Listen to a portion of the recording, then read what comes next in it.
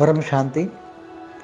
आज मैं आत्माओं की स्थिति, अर्ध प्रलय, प्रलय, कल्प प्रलय, महाकल्प प्रलय और महाकाल प्रलय में आत्माओं की क्या स्थिति रहती है, आत्माओं की क्या स्टेज रहती हैं और क्या वही आत्मा क्या हूबहू वही पार्ट रिपीट करती हैं सतयुग त्रेता द्वापर कलयुग में, इसके बारे में मैं बताऊंगा।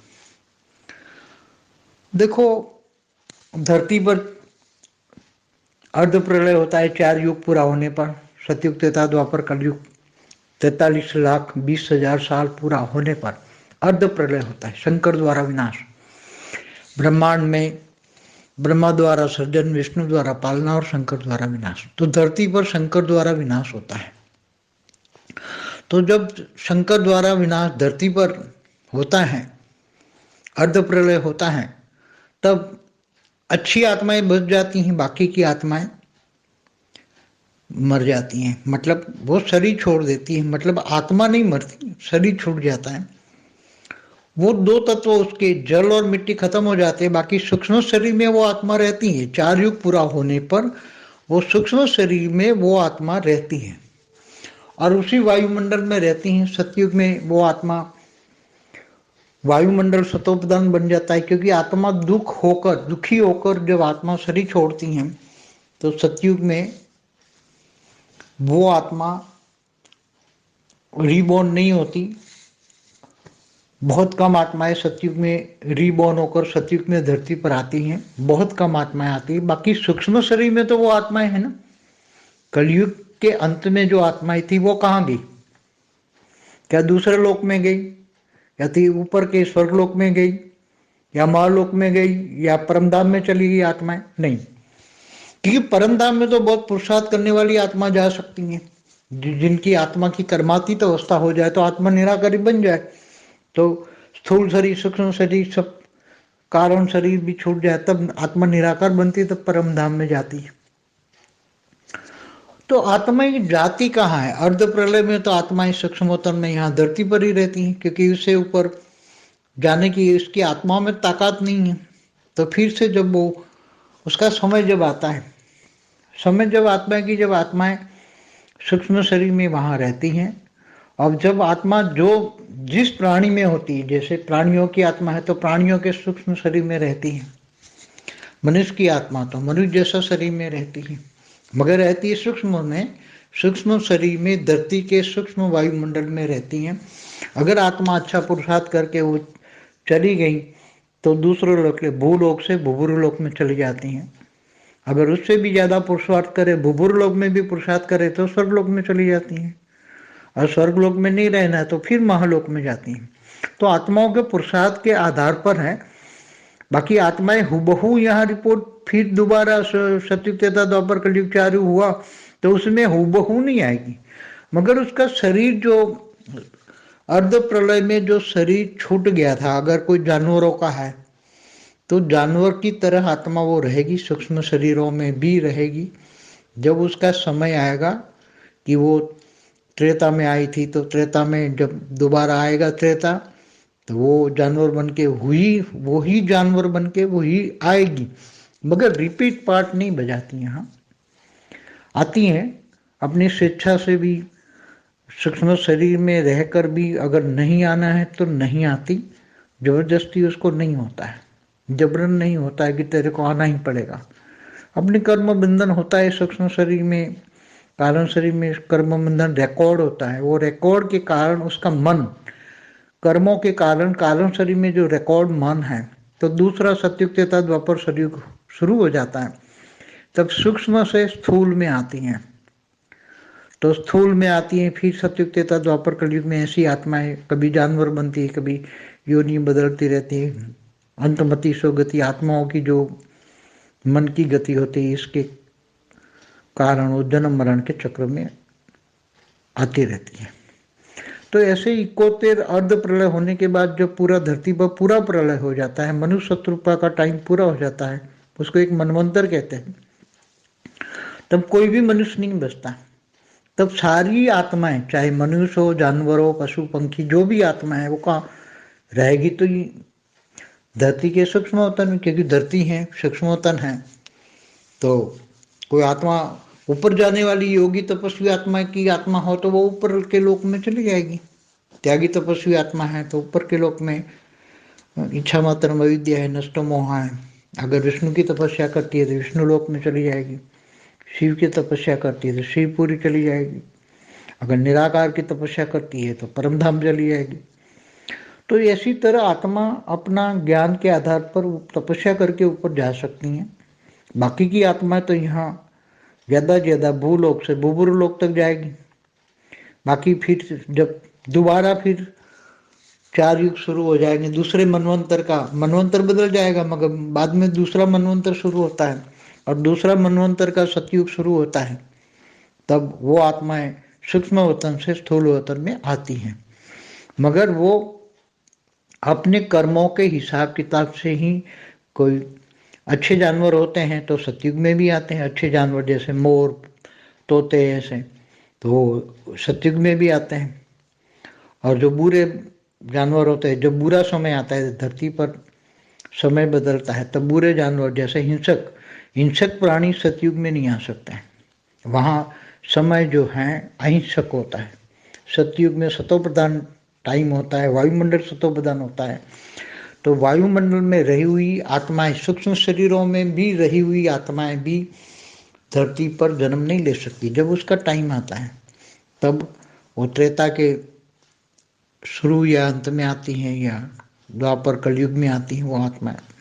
तो अपने अपने कर्मों के हिसाब किताब से सतयुग, त्रेता, द्वापर, कलयुग में वो आत्माएं वही हुबहू रूप में आती है। मगर जब कल्प प्रलय होता है तो क्या कल्प प्रलय में वो आत्मा, तो वो तो सूर्य में विष्णु प्रवेश करके 12 सूर्य की रोशनी करके भूलोक, बुबुरु लोक, स्वलोक तीनों लोग खत्म कर देते हैं। 7 पाताल लोग भी खत्म हो जाते हैं। उसी टाइम 14 मनवंतर होते हैं, 1000 युगांतर होते हैं। कल्प प्रलय का समय ब्रह्मा का 1 दिन होता है, तो उसी टाइम पर धरती का समय 4 अरब 32 करोड़ साल होता है, 1000 युगांतर होते हैं। तो कहने का मतलब है कि ये सभी पूरा स्थूल दुनिया, उसमें धरती हो, 7 पाताल लोक हो, 55 करोड़ नरक हो, सब सूर्य की गर्मी में 12 सूर्य की गर्मी, जब विष्णु सूर्य में प्रवेश करके 12 सूर्य की गर्मी करते हैं तो इतनी अग्नि होती कि धरती का अस्तित्व भी नहीं रहता। जल धरती भी अग्नि तत्व में कन्वर्ट हो जाती है। मतलब स्थूल तत्व भी अग्नि तत्वों में जलकर भस्म हो जाते हैं, अग्नि तत्वों में जलकर कन्वर्ट हो जाते हैं। मतलब अग्नि तत्व ही बचता है पूरा।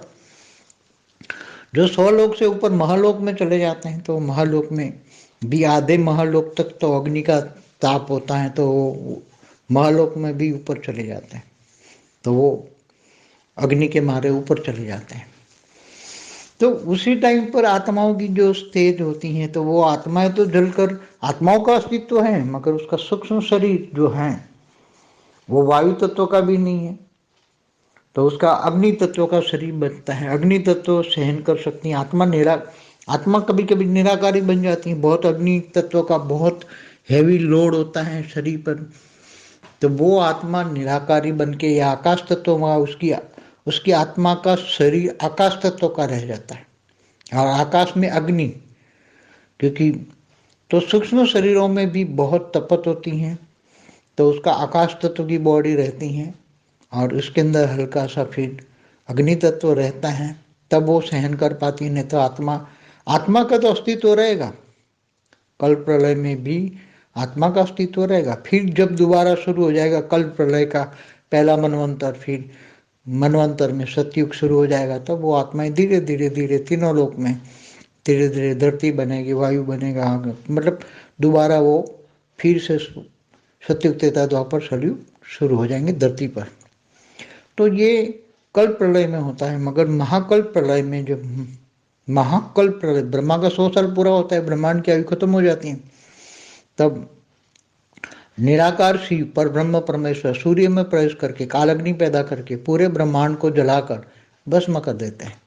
तो उसके अंदर वो पूरे ब्रह्मांड को जब जलाकर भस्म हो जाता है, तो ब्रह्मांड के उत्पत्ति से पहले जो स्थिति थी वो बनाने के लिए पहले काल अग्नि माना परम अग्नि से पूरे ब्रह्मांड को जलाते हैं, फिर परम अग्नि से उसको परम वायु में रूपांतर करते हैं, पूरे ब्रह्मांड का धीरे धीरे समेट लेते हैं, अपने अंदर समेट लेते हैं, और अपने अंदर समेट कर फिर धीरे धीरे परम आकाश में, परम आकाश से परम महतत्व में, परम महतत्व से निराकार में समा जाते हैं, सब कुछ एज इट इज हो जाता है। तो ये सभी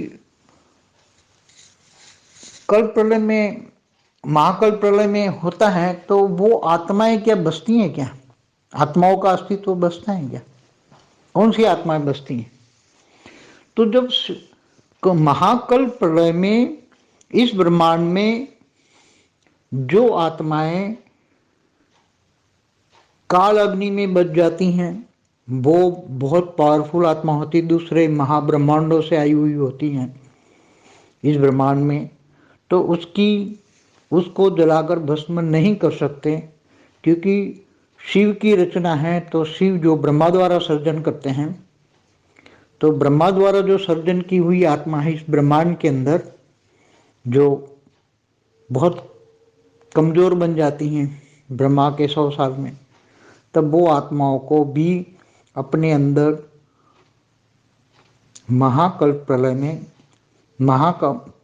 में वो आत्माएं भी समा जाती हैं। तो वो आत्माओं का अस्तित्व नहीं रहता। फिर वो साइंस की भाषा में कहें तो ब्लैक होल बन जाता है। ब्लैक होल क्या बन गया? पूरा सूर्य ब्लैक होल बन गया। सूर्य में निराकार शिव ने प्रवेश कर दिया और सूर्य में काल अग्नि पैदा कर दी। सूर्य पहले अग्नि तत्व का था, अब उसमें प्रवेश करके परम अग्नि पैदा की, पूरे ब्रह्मांड को परम अग्नि से अपने अंदर समेटा। फिर परम अग्नि से परम वायु से परम आकाश से परम महतत्व से फिर अपने अंदर परम लाइट में। तो शिव की जो परम लाइट धीरे धीरे जो खत्म हो गई थी सर्जन में, ब्रह्मा द्वारा जो उन्होंने सर्जन करके जो ब्रह्मांड बनाया था, उसमें जो उनकी पावर लॉस हो गई थी, वो पावर फिर दोबारा उसमें आ जाती है और फिर दोबारा तपस्या करके फिर वही ब्लैक होल व्हाइट होल बन जाता है और दोबारा शिव सर्जन करने के लायक बनते हैं। तब दोबारा वो सृष्टि का सर्जन करते हैं, तब वही आत्मा निकलती है, वो नहीं है। वो तो ब्रह्मा द्वारा सर्जन हुआ था, तो वही ब्रह्मा विष्णु शंकर पैदा होते हैं, वो ही नहीं। ब्रह्मा विष्णु शंकर भी अलग बनेंगे दोबारा जब शिव, निराकार शिव, पर ब्रह्म परमेश्वर निर्गुण निराकार जब दोबारा सृष्टि का सर्जन करते हैं, महाकल्प प्रलय के बाद दोबारा सर्जन करते हैं, तो ब्रह्मा विष्णु शंकर भी नए होते हैं, देव सब, उसकी सृष्टि ब्रह्मा द्वारा जो सृष्टि बनाई जाती है वो भी बिल्कुल नई होती है, सब कुछ नया होता है। उसमें पुरानी सृष्टि वाला को तो वो तो जलकर भस्म हो गया, अंदर समा गया। शिव के अंदर से निकला था, शिव ने समा लिया, पूरी काल अग्नि में सब कुछ अपने अंदर समा लिया, पूरे ब्रह्मांड को अपने अंदर समा लिया, इसलिए कुछ नहीं बचता। बाहर की पावरफुल आत्माएं, जो 2-3 कला वाली आत्माएं बाहर से घूमने फिरने आई हुई होती है, तो वो आत्मा को वो मुक्ति नहीं दे सकते, जलाकर भस्म नहीं करते, तो वो आत्माएं बाहर निकल जाती हैं महाकल्प प्रलय में, और वो जहाँ से आई है वो चली जाती है। मतलब दूसरे ब्रह्मांडों में घूमने फिरने वाली आत्माएं होती हैं, जो 2-3 कला की पावर वाली आत्माएं होती, तो वो उसको काल अग्नि में कोई समा नहीं सकता। तो यहाँ से उनको पता होता है कि अब काल अग्नि हो रही है, तो चले जाते हैं, ब्रह्मांड छोड़कर चली जाती हैं ऐसी आत्माएं। तो ऐसी तरह महाकाल प्रलय में महाशिव, महाशिव माना महाब्रह्मांड का क्रिएटर, अनंत शिवों का क्रिएटर, अनंत कोटि ब्रह्मांडों का क्रिएटर महाशिव माना गैलेक्सी का क्रिएटर, आकाश गंगा का क्रिएटर, जब महाशिव महाकाल बन के अनंत कोटि ब्रह्मांडों को अपने रोम रोम में समा लेता है, तो महाशिव ने पहले निराकार रूप में एक संकल्प मात्र से अनंत शिव क्रिएट किए थे, निराकार शिव बनाए थे, और निराकार शिव ने फिर सभी ने अपने अपने ब्रह्मांड बनाए थे, वो सब पहले बता चुका हूँ। तो क्या वही ब्रह्मांड, वही शिव फिर दोबारा जब महाशिव महाकाल बन के अनंत कोटि ब्रह्मांडों को अपने रोम रोम में समा लेते हैं, वो फिर वापस निराकार में वो जैसे पहले थे ऐसे ही बन जाते हैं। निराकार में सभी आत्माएं एकदम आत्माओं का लय हो जाता है, अनंत कोटि ब्रह्मांडों का लय हो जाता है। तो अनंत कोटि ब्रह्मांड लय हो जाता है तो अनंत कोटि ब्रह्मांडों के रचयिता शिव भी महाशिव के अंदर लय हो जाते हैं, उसका अंदर विसर्जन होता है। अनंत कोटि ब्रह्मांड और इसके क्रिएटर अनंत कोटि शिव भी महाशिव में समा जाते हैं। फिर दोबारा जब महाशिव संकल्प द्वारा अनंत आनंद शिव पैदा करते हैं तो वो ही शिव निकलेंगे नहीं, वो दूसरे दोबारा जो सर्जन क्रिएट करेंगे वो दूसरे शिव होंगे, नए नए शिव होंगे नए। तो ये ब्रह्मांड का महाकाल प्रलय ऐसी तरह, ये तो ब्रह्मांड गैलेक्सी महाब्रह्मांड गैलेक्सियों की बात हुई, ऐसी तरह यूनिवर्स में भी जब वो यूनिवर्स का मालिक ऐसे विसर्जन करता है तो सब कुछ अपने अंदर समा लेता है।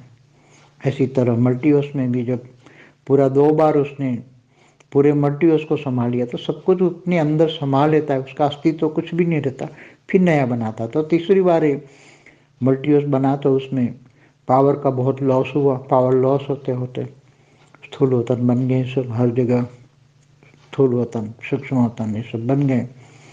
तो ये पहले भी इसके लिए महाकाल प्रलय की डिटेल में आप वीडियो सुनिए, समझिए। तो ये धीरे धीरे बहुत बुद्धि लगानी पड़ेगी तब समझ में आएगा। परम शांति। परम शांति सोचो बोलो परम शांति। Join us daily for live meditation, 10 p.m. to 11 p.m. on YouTube Live. Subscribe now. Website www.paramshanti.org. Email us anand@paramshanti.org. Like, share, subscribe. Join today.